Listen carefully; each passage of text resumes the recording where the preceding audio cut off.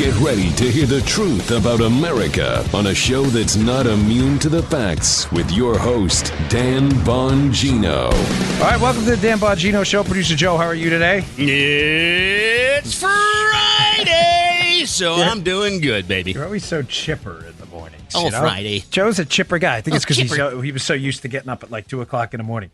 He's All chipper. right, Trump has changed the game on shutdowns, Joe. Here we go. I want to open up talking about that today, how this guy has been such a disruptor, and I mean that in a good way, taking the status quo, blowing his nose in it, throwing it in the garbage, and getting rid of the old swamp rat mentality. Great piece I read this morning about how he's even changed the game right now, not just on trade, not just on not just on the economy, not just on court appointments, plowing ahead with Kavanaugh, but he has now changed the game. This is fascinating, Joe, on how government shutdowns will work in the future. I'll get to that. I also have another hat tip to Chuck Ross and Jeff Carlson, another set of just incredible pieces on some new revelations, on some testimony that's going to blow your mind about Brennan, the Obama team, and just how bad this whole debacle was. Carlson got his hands on some of the Lisa Page testimony, which is fantastic. All right, don't go anywhere. Today's show brought to you by our buddies at G Code. You know, listen, I'm a big fan of the Second Amendment like you. I'm a firearm owner, a concealed carry permit holder. I've been around them my entire life. Big advocate for big R, God-given rights. And depending on the state you live in and concealed carry laws, you'll want to protect your family when you go out, which is why you'll need a great holster to properly carry your firearm. For more than 20 years, G Code has produced what many consider to be the finest holsters in the industry. They lead the pack. They're 100% American-made products, all materials, components sourced right here in the USA. These are beautiful. The owners of G Code holsters are military veterans. They are meticulous about quality, innovation, customer service, and workmanship. Excellence drives everything they do, and every product comes with a lifetime warranty. Whether you're military, law enforcement, or civilian, G Code has a holster for you. Check these things out. Their all-new waistband holster called the Phenom is a total game changer. You'll love this. Check out the all-new G Code Phenom in the waistband holsters, being hailed as a total game changer for comfort and concealability. It is a must-have. Order online at range5.com. That's range, the number 5.com. Range, like firing range, range5.com. Be sure to use the code Bongino for an incredible 15% off. Go check this stuff out. This is real. They're top-notch holsters. It is a game changer. They're in the waistband ones. Range5.com. Promo code Bongino for 15% off. All right, let's get right to it. First off, Trump has changed the game on shutdowns. Interesting piece in the Wall Street Journal today about how the word's creeping around in D.C. about how this guy, who again is chronically underestimated by all his political opponents and the hack liberal activists in the mainstream media, has managed to change the calculation on government shutdowns. What has he done, and why does it matter to you? Right. Well, as the Wall Street Journal reports today, he's doing everything in his power through OMB, the Office of Management and Budget, to make this partial government shutdown as painless as possible. Moving around money, making sure, at least in the listen, I'm not. You can fight this stuff all you want. I'm just telling you what the story says. Making sure some food stamp payments went out, that national parks can stay open. They can charge fees for the national parks to keep them open. Now, why does this matter to you? Because think about this in relationship to the government shutdown in the Obama administration. Remember, Joe? What did Obama do? Obama, because he was vindictive, and so was his administration, and wanted you to believe what, Joe? That government is the key component, the central locus of control in your life, that you should your life should revolve around government, financing it, thinking about it, paying about it, loving it, being it, owning it. That when the government shut down in the Obama administration, he wanted to make sure it hurt. And he wanted to make sure you knew it, so you shut down the monuments, guys. Shut the monuments, baby. Shut them down. Remember that awful... I was down there when that happened. Yeah. I went down there. Remember, I'm an activist at heart. I'm glad we have a show, but I ran for office. This stuff matters to me. I was down there at the World War II Memorial when the veterans flew in and were blocked from an open-air memorial. There was no reason to do that, but the Obama administration was vindictive. They wanted to teach you a lesson, the American citizens who financed this government disaster we have now. TSA, he wanted to make sure TSA lines were long because this is what they do. Trump has changed everything. Trump has managed to move around money, get his OMB to move money around to make it not pain-free, folks. I'm not trying to minimize the effect on government employees. I just want to be clear on this, too. Well, I was a government employee, and although I am a natural opponent of big government, given my libertarian, conservative, constitutional tendencies, I've said repeatedly, and I mean it, this isn't some wacky, virtue signaling nonsense. The Secret Service, the FBI, the DEA, our Border Patrol guys, these, people who work to get, work inside the government, put their work boots on every day and go to work, they're not the problem. The government's too big. Granted, the government, a lot of these jobs shouldn't be, but the fact that people are working them doesn't make the people the problem. I just want to be clear on that. So the people who aren't getting checks who've emailed me, I hear you. And they've been very good. They've been like, listen, we're with you. We're willing to take on this fight, but I just want you to understand that, missing paychecks is a big deal. And I get it. And a lot of people from the private sector have said, hey, this has happened to me too. We've had businesses that have struggled. So I get it. There's a balance in this debate where we don't need to be, Looney Tunes on either side of it. Unfortunately, the Democrats are always Looney Tunes on their side. The point I'm trying to make here is Trump has done everything in his power to make it as painless as possible, where the Obama administration tried to make it painful. Why has this changed the game, Joe? Because as Kim Strassel points out in the Wall Street Journal today, now that we know what a government shutdown will look like when the government is doing its best to have the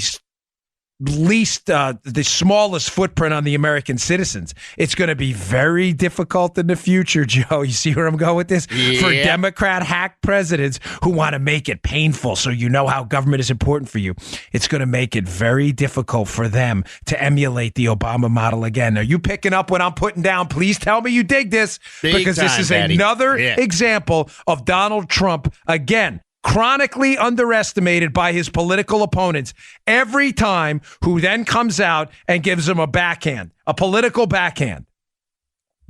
You see now in the future, the media is going to have a really tough time justifying why the lines at TSA were 300% and 400% longer, why national parks were shut down, because conservative media is just going to report, well, that didn't happen under the Trump administration. Are you doing this to hurt the American people? No, it's necessary. No, it's not necessary. No, it's not, because we had a government shutdown in the Trump administration and the national parks were kept open. Remember that? I made bad choices. We're not supposed to laugh at our own jokes on the show, but I really don't know. I only see Joe's hand creeping towards this. I have no idea what he's going to play. I'm not kidding, folks. It's not a setup. He doesn't say before the show, here are the drops we're going to. He just does his own thing. But that he did. He made horrible choices. And now those choices are going to be highlighted in what we would call, the foil effect, right? You put a diamond on a black background that always looks shinier. Now what are you going to have? You're going to have this foil of the Trump administration with a government shutdown, which can convenience government workers, no doubt. But for the American people, relatively speaking, has not been deeply impactful. And now you're going to have some Democrat in the future trying to hammer you with long TSA lines, shut down national parks, and are going to have to answer consistently at media briefings why they couldn't manage to keep the parks open, but the Trump administration could. Genius. Again. He beats these people at their own game every single time. Every single time. All right, one quick note before I get to some really, really incredible reporting by, again, Chuck Russ and Jeff Carlson. Listen, this is a family-friendly show, and we don't sell out our values here. I want to sincerely, and I mean this from the bottom of my heart, Ruth Bader Ginsburg is for as much as I disagree with her political ideology, I think many of you do, is very ill. I think probably a little more ill than people are letting on. I've received a lot of emails, pretty fascinating emails, you know who you are, from people in the medical profession describing what happened to her with the nodules in the lungs and how this is very serious. I think, maybe a little more serious than people would be letting on. Wish her the best. I mean that, it'd be very unchristian, like, even though we're all sinners, folks, to be getting into this macabre conversation. But having said that, it is a critical position. She is a Supreme Court justice. It's a powerful position. And I bring this up because I have an article I read today, Legal Insurrection, about, I'll put in the show notes as well, which is a good one. about how there is now a plan in place, which there should be. Joe, I wouldn't expect the Democrat president to do the opposite if a conservative-leaning justice was sick either. There is now a plan in place to nominate someone else in the event that Ruth Bader Ginsburg steps aside. If she does step aside, Joe, I only bring this up. It's a short story. Expect Amy Coney Barrett to likely be the nominee. She is a more than qualified judge who would admirably fill that spot in the Supreme Court. And I'm warning you now. You think Kavanaugh was ugly? You think Gorsuch was ugly and the changing of the Senate rules to blow past the Democrat filibuster? Ladies and gentlemen, the Democrats are already planning. You are going to see, it's going to make Kavanaugh look like a cakewalk. Strap yourself in, baby. Oh, my gosh. It's going to look like a Saturday at Chuck E. Cheese's. Oh, yeah. It is going to be a disaster because think about this. Oh, you will now have changed the composition ideologically of the court for potentially a generation. Amy Coney Barrett is relatively young. Kavanaugh is young. Gorsuch is young. Roberts is young, even though he hasn't been with us on everything. Alito's young. Clarence Thomas is he's not young, but he's not old. No spring chicken. No, I think he would acknowledge that too. But ladies and gentlemen, this is going to be, I'm telling you, it is going to be ugly. You can expect a massive protest, just like you did with Kavanaugh, only larger. They will consider this some kind of existential fight. And one more quick thing. Again, I want to spend a lot of time on this because I don't have a lot of color to add to it, and you can get a lot of this in the news. But remember, this is another check mark against the Never Trump crowd. The people who signed on to the Never Trump movement and still stick to it. There's a lot of people, I get it, objected to Trump and then later on came around, including some friends of mine who saw what he did on the economy, on regulations, on justices, and have acknowledged that he has been, whether you agree with him personally or not, a very conservative president. If he gets to appoint a third Supreme Court justice in 2 years, folks, the argument for being a never Trumper during the election and still to this day makes you look like a complete moron. You look like a fool. Hillary Clinton would have had three Supreme Court justices. Give us all I know. Can you imagine? In addition to the hundreds of openings on the district and the circuit courts as well. Remember, there are 845 judges in the country at the federal level. By the time Trump leaves his first term, if he gets everybody appointed, he's going to have appointed almost a quarter of them. Can you imagine how bad it would be? All right. Let me get into this. I don't even know where to start because both of these stories are so good. Let me start with Chuck Ross's piece first in the Daily Caller. This is a must read. Oh, man, this guy, I tell you, they knock it out of the park. Let me get to the headline first. The Russians are coming. The Russians are coming. Chuck has uncovered a connection here between a group with as according to his report that has some funding by Soros, George Soros, a known liberal activist, and another group called New Knowledge. So the Democracy Integrity Project and New Knowledge, which were working with the Senate Select Committee on Intelligence, getting data from social media companies about Russian disinformation efforts. This is in his piece. Why does this matter to you, ladies and gentlemen? Because one of the group's founders that's receiving some money from these liberal groups and known liberal activists is Dan Jones. Dan Jones is the staffer try to follow me. I'll tie this up for you. Don't worry. And I'll keep it umbrella view, but I need to give you the deets here. If you don't have the deets, the story's not going to make sense.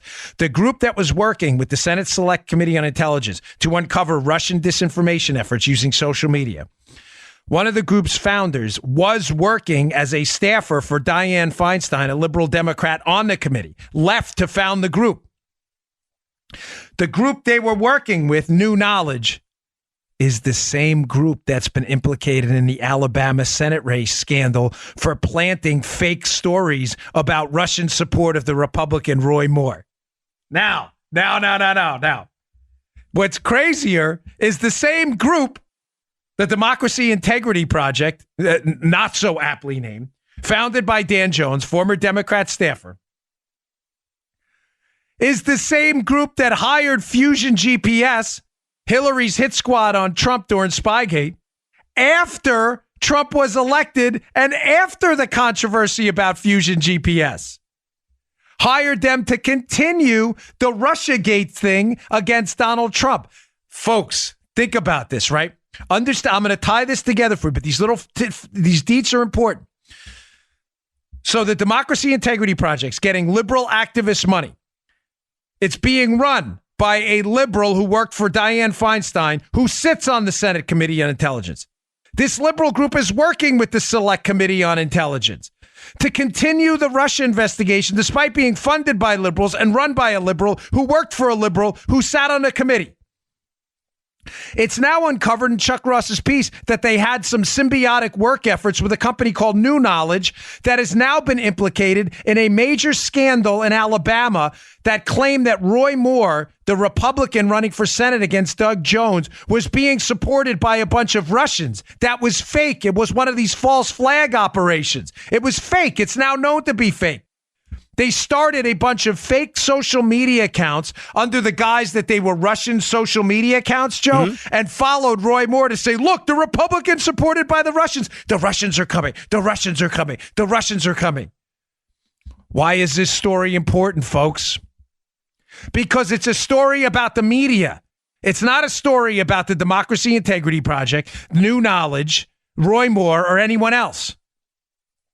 The Democrats have figured out that the goons in the media, the liberal activist hacks in the media, are susceptible to this Russia story and will run with it despite any evidence whatsoever that the Russians are actually supporting Republicans. Copy me here, please. They figured this out. The media loves this story, despite the fact that there's no evidence.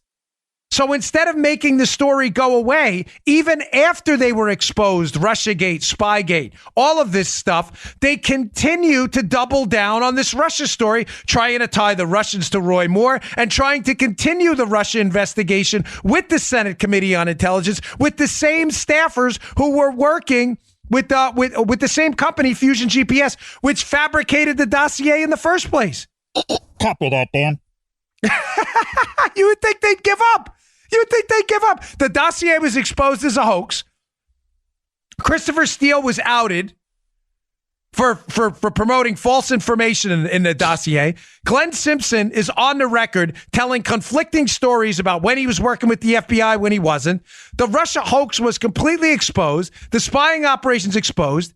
And the very same guy on the Senate Committee on Intelligence staff, Dan Jones, who was working with Dianne Feinstein, sitting on that committee, is continuing to work with Fusion GPS after the election to continue to promote the Russia hoax. Why?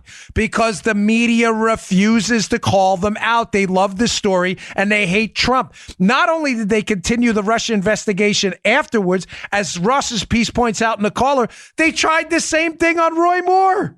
The same thing.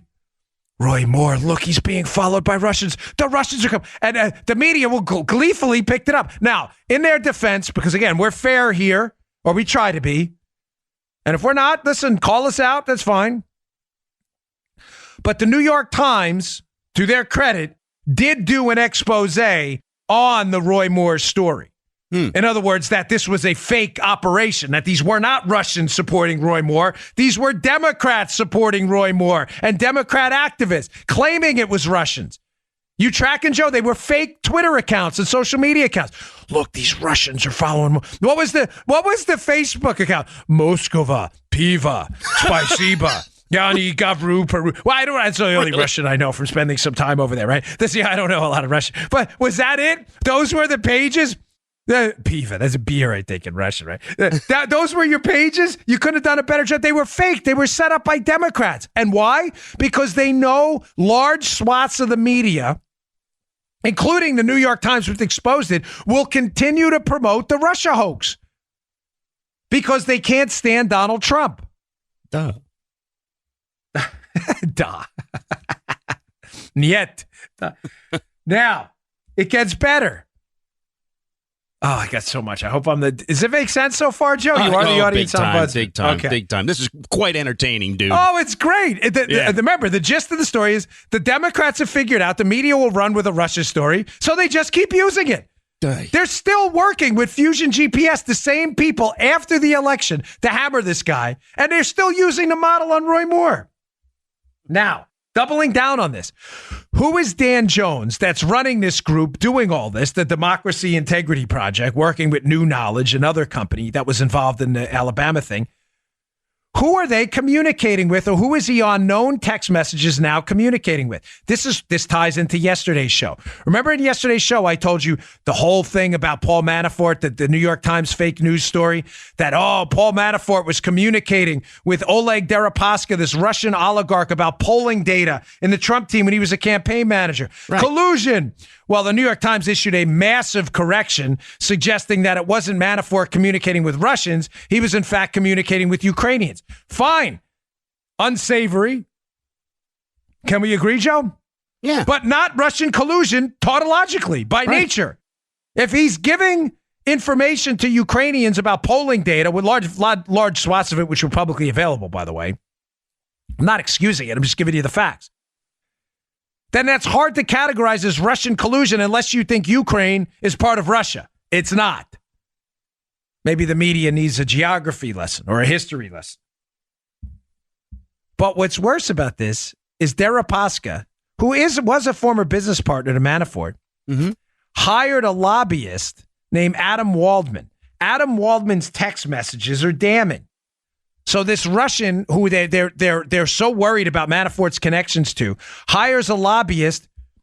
The same lobbyist is working with the guy, Joe, Dan Jones, who started the company that's been promoting this Russia hoax and was working with the company that re-engaged the Russia hoax in the Alabama Senate race. Here's from Chuck Ross's piece today. You got to read this. This is awesome stuff.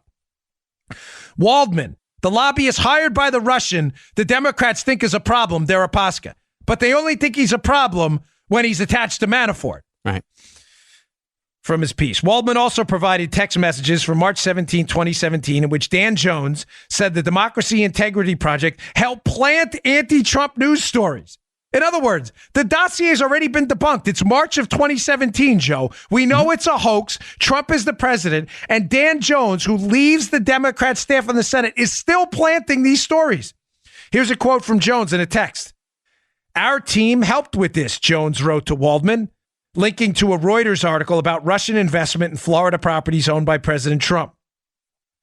Waldman also exchanged messages with Mark Warner. Yeah, the same Mark Warner, Democrat, on the Senate Committee on Intelligence. Senate Select Committee on Intelligence. This corrupt committee. So the lobbyist working with the Russian, we've been told is a problem, Deripaska, is texting a Democrat Senator, Warner, suggesting that Virginia Democrat, that Warner was in close contact with Jones. So Waldman, who's working for the troubled Russian, again, who's only trouble when he's connected to Manafort, the lobbyist working for the Russian is texting a Virginia Democrat senator on a committee investigating Trump, texting him that, hey, I'm in close contact with Dan Jones, who is paying Fusion GPS to continue the Russia hoax. This is crazy. We've officially entered Crazy Town. In an April 25th, 2017 text message to Warner, Waldman said Christopher Steele, the hoax dossier author, had told him, Dan Jones is coming to see you. So now the author of the hoax dossier, Christopher Steele, is telling the lobbyist working for the troubled Russian, who's only trouble when he's connected to Manafort. Steele told Waldman that Dan Jones is coming to see you, in other words, the Democrat the former staffer is coming to see the Democrat senator. What were they doing? I got an answer for you. I think Ross knows, but he leaves it with this. He says the interactions between the Democrat Senator Mark Warner, Adam Waldman, again, the lobbyist, Christopher Steele, hoax dossier author, I'm adding a little bit here, and Dan Jones remain one of the enduring puzzles of the Senate Select Committee on Intelligence Russia probe. The committee has refused to discuss the matter. Folks, it's obvious what's going on here. It's obvious. And I'm going to tie in two pieces right now. The Senate Select Committee on Intelligence, which was investigating this whole alleged Russian collusion thing from the Senate side, is stacked with soft Republicans and anti-Trump vitriolic Democrats. People like Richard Burr on the Republican side, Rubio's on the committee, who's been, very squishy on this. And on the Democrat side, you had Dianne Feinstein, no longer, but you have Mark Warner and others. They can't stand Trump. What do you think was going on here, Joe? One of the staffers on that committee, Dan Jones, working for Dianne Feinstein, clearly was working with outside groups while on the committee, Fusion GPS and others. It is now clear as day to funnel anti-Trump information somewhere. Where? Oh, I'll get to that in a second. Jones, after Trump is elected, remember, Joe, they never think Trump is gonna win. Right. After Trump is in a stunning victory, is elected president-elect on election day, the Senate Select Committee on Intelligence, knowing its deep involvement in what are likely felony leaks of information, classified information, panics. In that panic, Joe, what do they need to do? They need to make sure Trump is impeached and a special counsel investigation is started immediately to keep the attention on Donald Trump to cover up their misdeeds.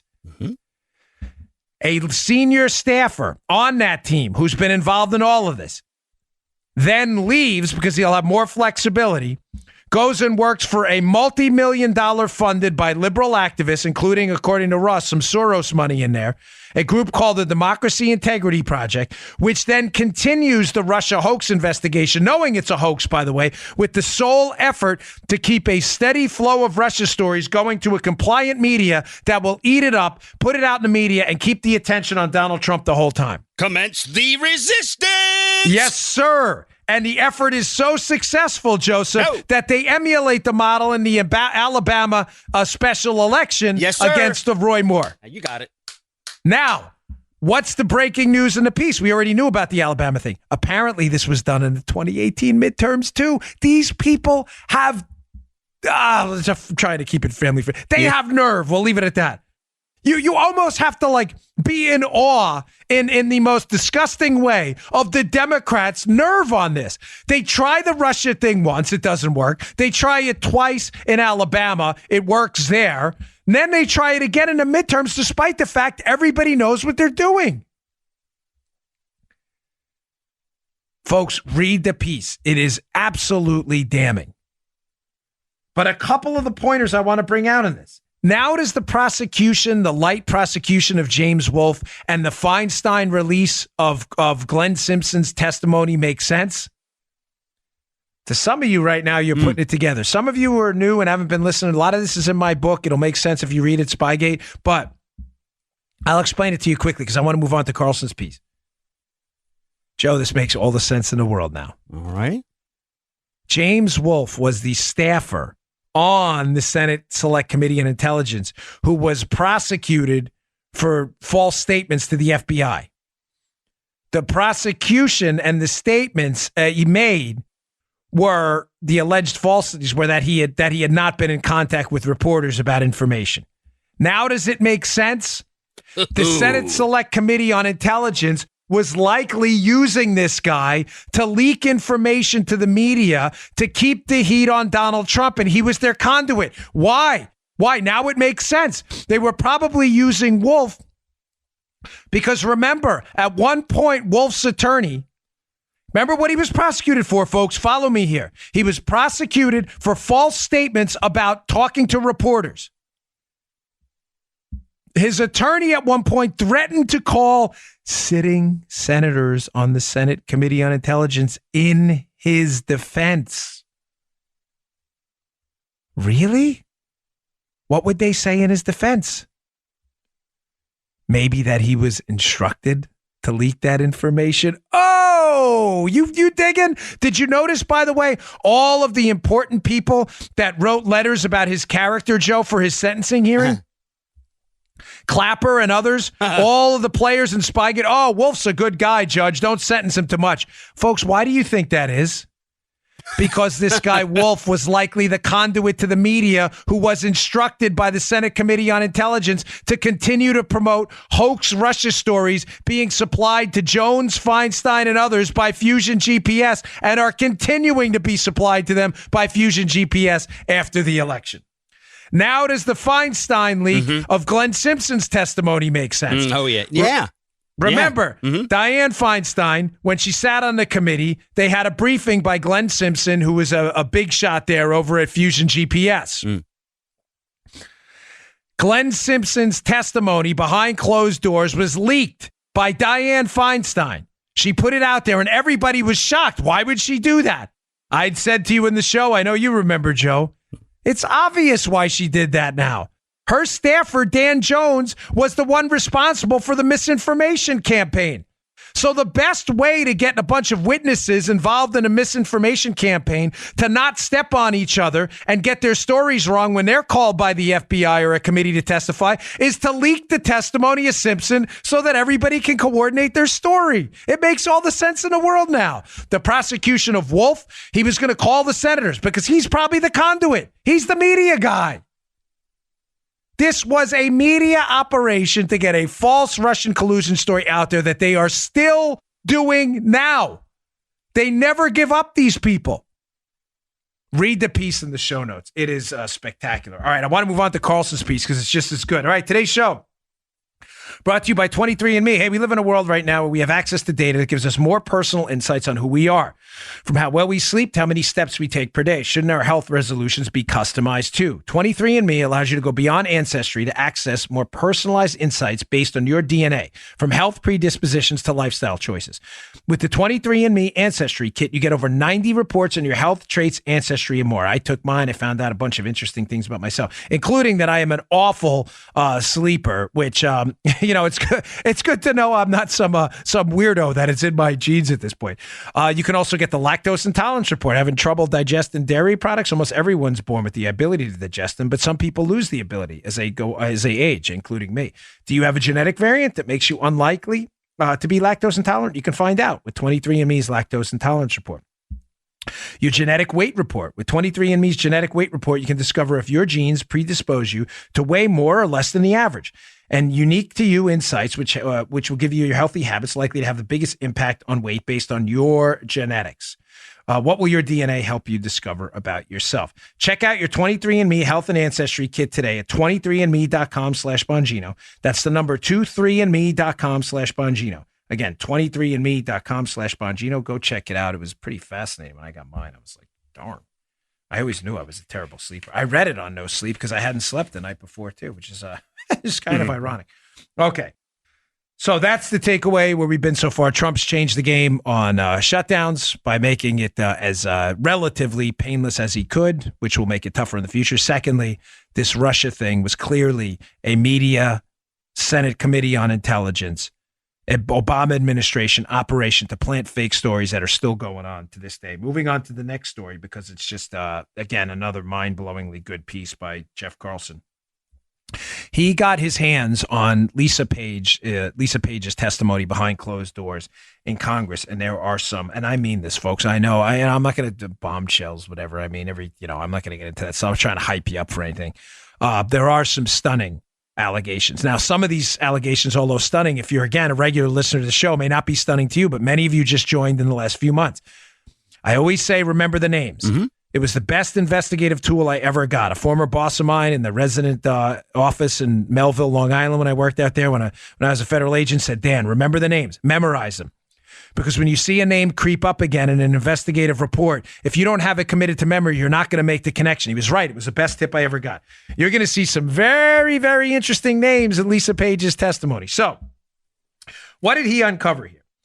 So Carlson's piece, which is in the show notes today, number one, how deep and involved this operation was. Joe, do you remember the name John Carlin? DOJ, Department of Justice. I do remember. Yes, yeah. John Carlin. Now, this is a name we brought up. Gosh, listen to any show I've done on this. His name creeps up consistently throughout. I'd even said on Fox in an appearance one time that I believe John Carlin could be the main connection between the White House and the effort to spy on the Trump team. I believe that from the start. Lisa Page's testimony reveals some stunning new information about Garland. Let me get to that. Okay, here we go. Sorry, I was looking for it. I take screenshots of stuff to make sure I can quote directly. This is from Jeff Carlson's piece in the Epoch Times today. And I'll get to you. I'll get to why this matters. Don't worry about it. In response to a question asking who was McCabe's direct counterpart at the DOJ on the investigation, Page responded, "It would have been John.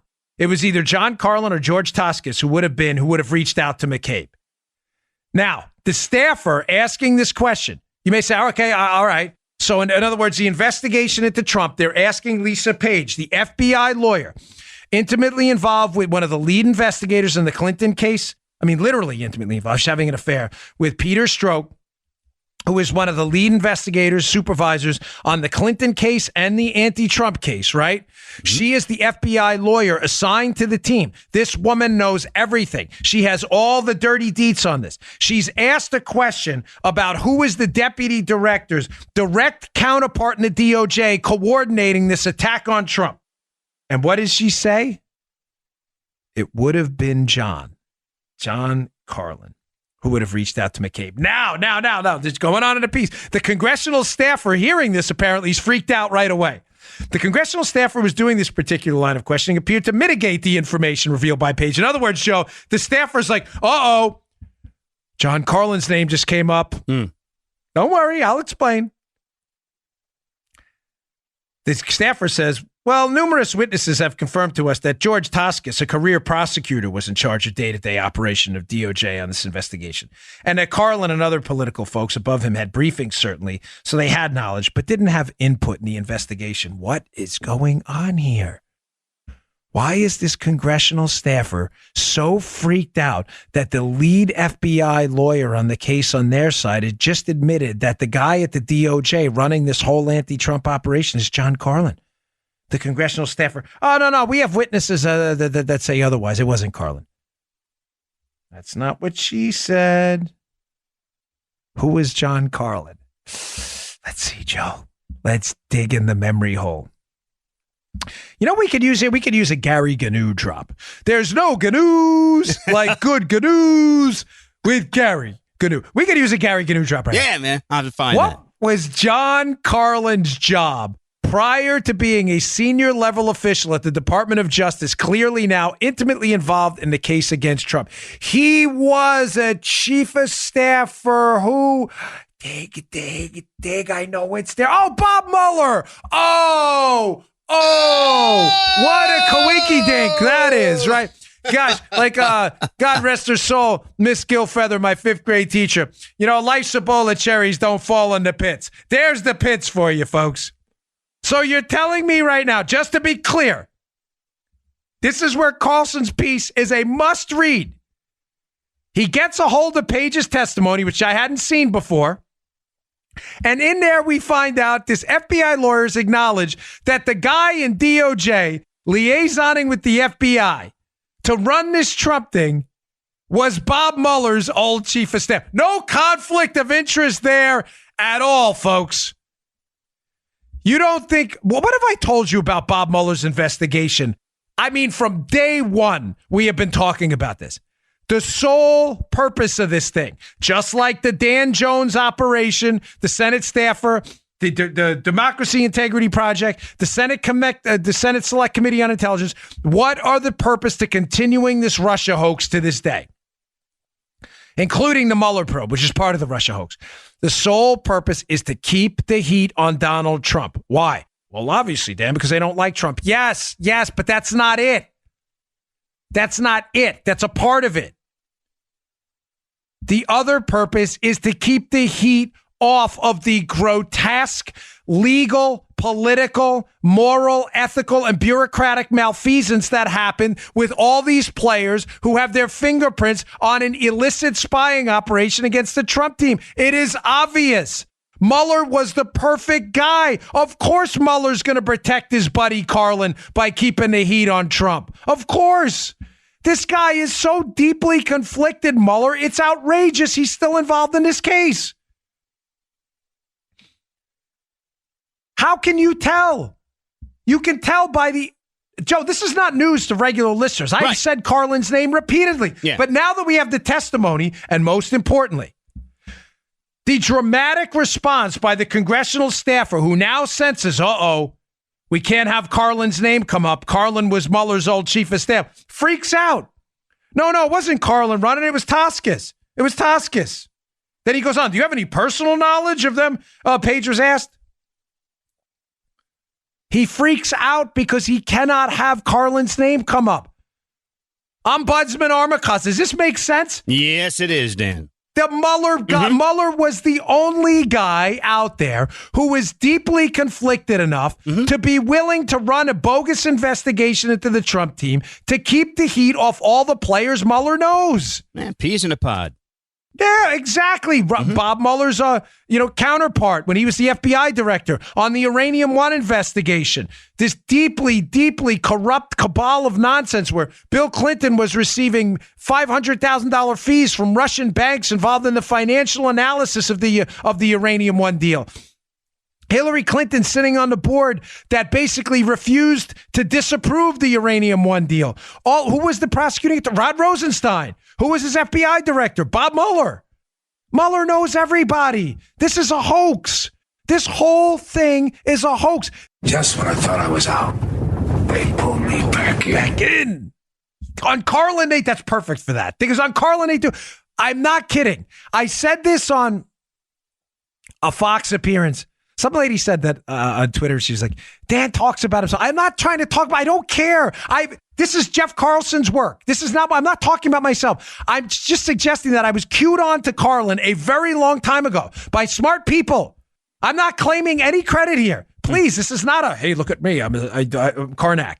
That's not. I just want you to understand that people that fed me this a long time ago always understood that Carlin had the keys to the kingdom. Carlin, by the way, ladies and gentlemen, resigns conveniently right after this FISA court operation is initiated, where they start looking into abuses of the FISA court of the NSA database to spy on the Trump team. That's in Carlson's piece as well. In other words, that NSA database where they can tap into it and start doing about queries, there is a request by Mike Rogers, who I believe is a hero in this story from the NSA. Hey, something's going on. People are querying this database inappropriately. The FISA court does a full-blown investigation and figures out they're right. There were illicit queries being done. Carlin resigns right after that request is made. He was the head of the DOJ's National Security Division. Ladies and gentlemen, this guy is knee deep in this. The FBI lawyer is now admitting he was the DOJ conduit. I'm telling you, I said that on Fox months ago, that this was the connection to the White House on this. If anybody was read in, it is going to be Carlin communicating with Lynch and the White House, Loretta Lynch, who was the AG, and the White House on how to conduct this operation against Trump. He has to be read in. There's no other way. Now, another stunning revelation here in his piece. Let's see. Where is it here? Oh, here we go. Again, this is in Jeff Carlson's piece in my show notes today. Please read it. That the FBI maintained a previously unknown verification file for the Steele dossier. Congressional investigators did not previously know of its existence. Now, why does that seemingly innocuous piece of information basically kneecap everyone in this? Because, Joe, the dossier is false. It's a hoax. Mm-hmm.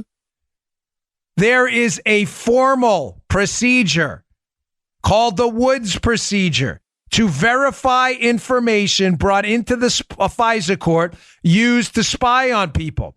That procedure is a documented procedure that has verifiable steps to make sure that we don't use the FISA court to spy on American citizens without justification. The dossier could not have been verified because it was false. So now we find out that the FBI had a previously unknown verification file. In other words, a file on what they said they did to verify it. Folks, do you understand how important this is? This is going to document and line out what the FBI didn't do to verify information they used to spy on a presidential campaign. You say, well, how do you know it's going to document what they didn't do? Because it's false. The dossier is false. It's been debunked. You can't have a verification file on information that's not verified. It's clearly going to document either weak efforts to, Joe, air quotes here, verify, because what did they really want to do? Not verify it, because it was false. Right. So it's going to document a misfeasance or malfeasance on the part of the FBI to appropriately investigate.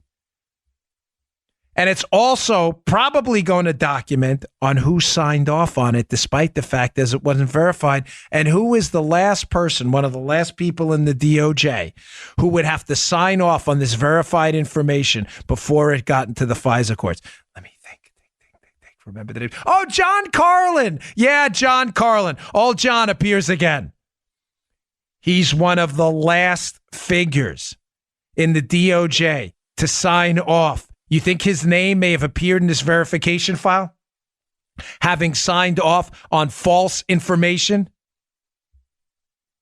I think so. I think that's probably a safe bet. I'd like to get my hands on that. By the way, before we get this last read here, just because I got a lot more. Don't go anywhere. I got a lot more on this. It's important. You know the Nunes translator, Devin Nunes? Yeah, Devin Nunes is the fantastic Republican congressman from California who has been all over this case from day one. Nunes knows everything.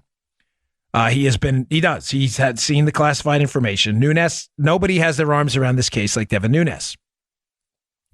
I find it interesting that Nunes yesterday subtweeted Chuck Ross's article about the Democracy Integrity Project and their continued efforts to advance the Russia hoax.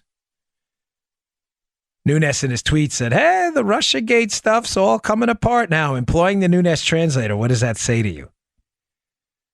It says to me, folks, that this whole Russiagate nonsense is an ongoing effort with politicians, our intelligence community, law enforcement officials, liberal activist groups to target people using our court system for outrageous, ridiculous charges of spying with foreign governments, knowing the American people would look at that, obviously, in a negative way.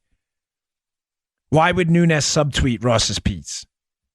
He's doing it because this is a bigger operation than just Trump. I've been saying this from the start. This probably started with Mike Flynn and an effort to take down their political opponents. Oh, look, illicit ties to Russia. They found out that this works, so they keep using it. Why else would Nunes put that out there?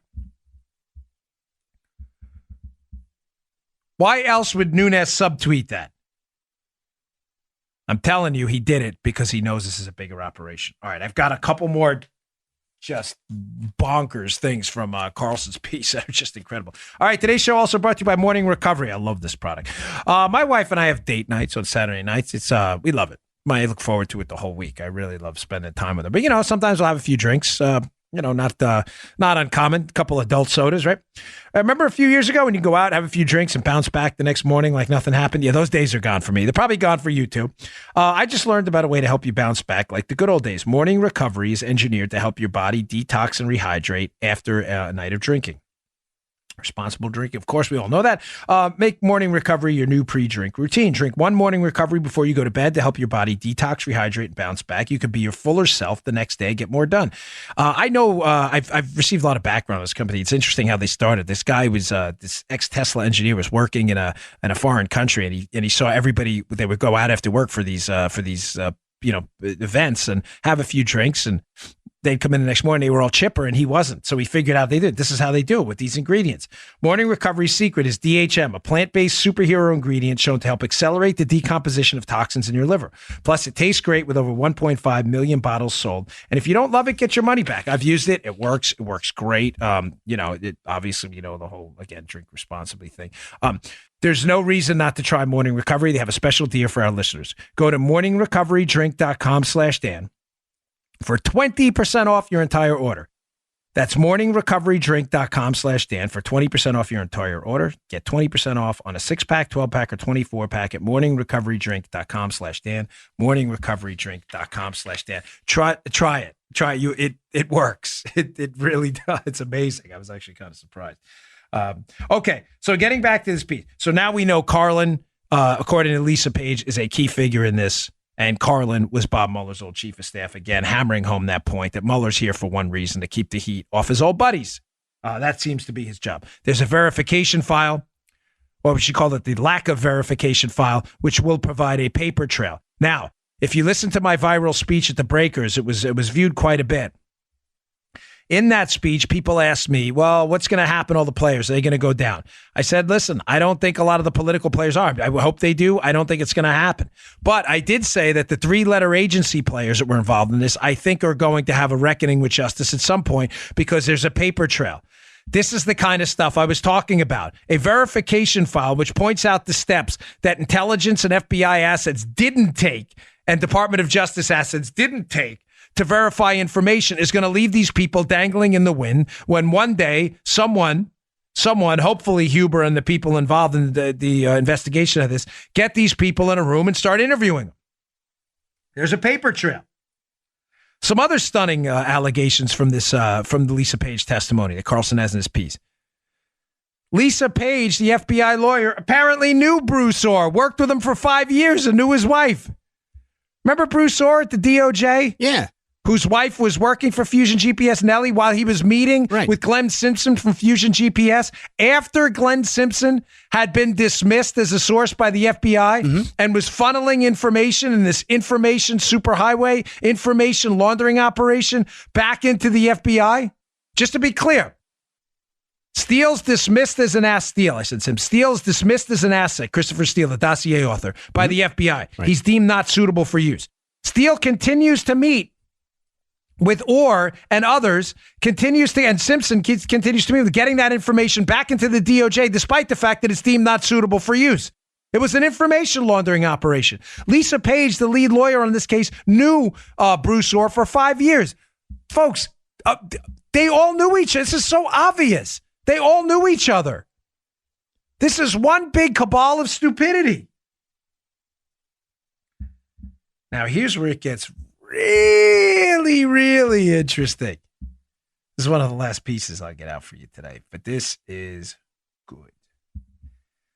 So John Brennan, who is a key in the circle of idiots, is one of the key idiots in this case, Brennan. I believe Brennan is a central. I don't want to say, I don't want to make the mistake of saying the key figure because there's too many. I've said to you before, the hallmarks of a conspiracy theory are when they're tied up in nice little bows. That's not the way the government works, and that's not the way real conspiracies work. There are too many players, too many missteps. But there are a number of critical players in management roles, in oversight roles involved in the operation to take down Trump. And I don't think it'll be a mystery for me to tell you that John Brennan obviously was one of them, the former CIA director. Now, Brennan's role is key in this. Because Brennan, it's according to multiple reports, I've talked about this before in the past, is on the record now having met with foreign intelligence officials at, quote, the principals level, director level. And according to CNN reports, we also know that foreign intelligence agencies, including people from the United Kingdom, had been passing information about the Trump team to the Obama team. Now, this is critical because Devin Nunes has said repeatedly that no official intelligence was used to start the investigation. Employ the Nunes translator with what I just told you, and this should start to make sense to you. There are official intelligence channels within the United States and our Five Eyes counterparts, people we work with, the Australians, the Canadians, the New Zealanders. We work with these folks in a Five Eyes intelligence operation, and we share at a different, higher, more cooperative, collaborative level than we do with other countries. They're friendlies, is the easiest way to say it, the UK being in there too. But there are official channels for intelligence. Why? Because, Joe, we don't want to start a nuclear war getting intelligence on the President of the United States desk based on a tip from a guy working in a burger joint on the corner who has, a level 6 psychopathology. I don't think it's mysterious to tell you that information is vetted through proper channels before it makes it to the president or decision makers in our intelligence agencies. You tracking what I'm saying, Joe? Yeah, that information better be right. Yeah. You're darn right. Or verifiable or given a probability assessment. Mm-hmm. That is how official intelligence works. Right. That's how the system works. Devin Nunes has repeatedly said that a critical component of the Spygate, Russiagate operations, the fact that no official intelligence was used to start this. Think about this. The most critical counterintelligence investigation in modern U.S. history into a sitting president, formerly a candidate, Donald Trump, was started with no official intelligence. In other words, no appropriately vetted through channels intelligence. And how did it all start? Well, now it makes a world of sense. Page's testimonies reveal that while Brennan continued to deny knowing about the dossier and downplaying it, Joe, it was part of a corpus of intelligence and all this other stuff, that Brennan may have had the dossier before the FBI. Oh, this is going to sting. But we know he didn't get it through official channels. What is he doing? Is Brennan conducting his own personal black bag operation? Here's a question from a representative, they don't say who, in the Jeff Carlson piece about Brennan. And the answer is damning. The representative says to Lisa Page, the FBI lawyer involved in the Trump case, we have documents that would suggest that in that briefing, the dossier was mentioned to Harry Reid, and then obviously they were going to have conversations. Does that surprise you that Director Brennan would be aware of the dossier? Now, keep in mind. What's the significance of this question? A briefing was given to former Democrat Senator Harry Reid that had information contained in the dossier. How do we know that? Because Reid then wrote a letter after the briefing that had information that only appeared in the dossier. Brennan gave that briefing. But when was that briefing, Joe? August. The Bureau didn't get the dossier until September. Oh, listen to Page's answer now. Yeah, yes, sir. Because with all due honesty, if Director Brennan, by the way, this is choppy. This is verbatim. Because with all due honesty, if Director Brennan, so we got that information for our source, right? The FBI guy got this information from our source. She's talking about the dossier. The FBI got this information from our source. If the CIA had another source of that information, I am neither aware of that nor did the CIA provide it to us if they did. Because she goes on to acknowledge they didn't get it until September. Now does the verification file, John Carlin's role, make all the sense in the world? Brennan likely got this information way before the FBI did.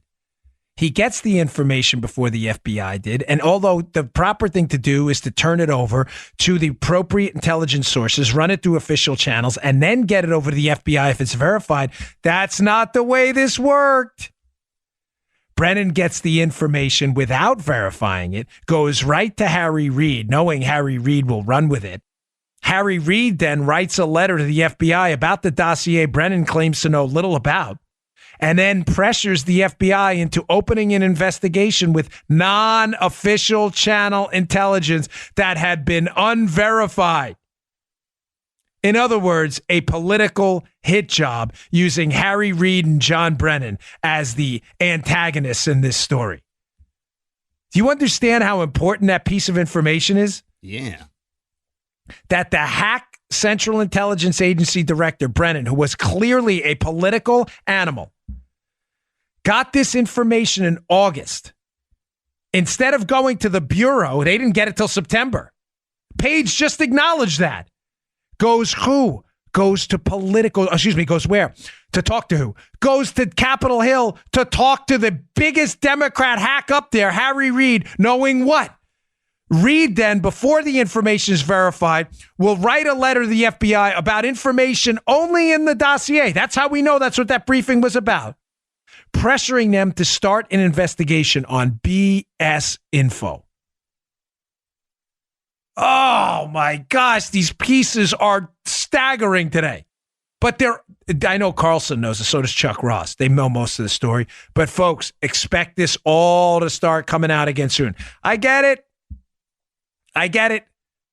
I understand the glacial pace of justice. I don't know what's going to happen. I'm not in a prediction game anymore. But I'm telling you, not knowing what's going on, you're doing yourself a huge disservice. Because as these pieces start to come together, The level of corruption and disgrace that happened inside our government, the attack on Donald Trump, is unbelievable. So just remember the takeaways today. This Russia hoax story is ongoing. It happened in the midterms, in the Alabama special, and it's continuing now with players taken from the Democrat committee in charge of investigating Trump who are working with people connected to Russians like Deripaska. We were told we're trouble. Second, Carlin was a key player. Carlin was Mueller's chief of staff. Carlin's role has been downplayed up to this point. There's a verification file. I want the names and I want the dates and I want to see exactly what you did to, quote, verify this false information. Lisa Page knows Bruce Orr, the champion of the information superhighway and information laundering operation in the DOJ, who was using information from a broken source after he'd been dismissed by the FBI. Oh, one more. Sorry, I'm going to get to this too. One more. This is important. This will only take a minute. Also, according to Carlson's piece, Lisa Page gets into a conversation with a representative about a trip she took in December of 2016. And Joe, the FBI lawyer, apparently at the hearing, jumps in right away and silences her. Shh. No talk about that. Don't you say anything. Silencioso, por favor. What's the trip she started to talk about before the FBI legal team jumped in and told her to pipe down? She took a December 2016 visit to, London. London, that's right. Let's just read this CNN headline for the umpteenth thousandth time so you understand that this was an information laundering operation run through political payers and John Brennan, never designed to be run through official channels because it was bogus. CNN, April 14th, 2017. British intelligence passed Trump associates' communications with Russians on to U.S. counterparts. Lisa Page, I took a trip to London in December 2016 with Bill Pricestep and Peter Strzok, the investigators in this case. Shh, quiet, pipe down. Read the piece. The guy jumps right in, silences her. Oh, baby, we got an international spy story on our hands, don't we? Read my book, folks. It's all in there. Again, I'm not trying to tell you, buy it, don't buy it. I don't care. Borrowed from a friend, but it is all in there. It is the greatest spy story of all time, except for the fact that it actually happened. And the idiots who tried to pull it off were too stupid to cover their own tracks. Let's get that verification file. All right, folks, thanks for another great week of shows. I really appreciate it. If you don't mind, please subscribe to the show. It's the actual subscriptions on iTunes where you click the subscribe button, or you can go to iHeartRadio and click follow. You can follow us on SoundCloud as well. It's free and it's at no cost to you, but they have these top charts and that's how people find our show. And it's not actually the listen. Those, believe me, those help too. That's how we finance the show. But on the people finding us side, it's the subscriptions that matter. So if you wouldn't mind reviewing us on iTunes, subscribing on iTunes, and if you wouldn't mind reviewing my book on Amazon, I'd appreciate that. But please subscribe. It helps us a ton. We really appreciate it. It keeps our marketing costs as low as possible. So the show is getting really expensive to produce these days based on the size of the audience. So thanks for everything. I appreciate your loyalty. It means the world to me. I'll see you all on Monday. Have a great weekend. Good day, sir. You just heard the Dan Bongino Show. You can also get Dan's podcasts on iTunes or SoundCloud and follow Dan on Twitter 24/7 @DBongino.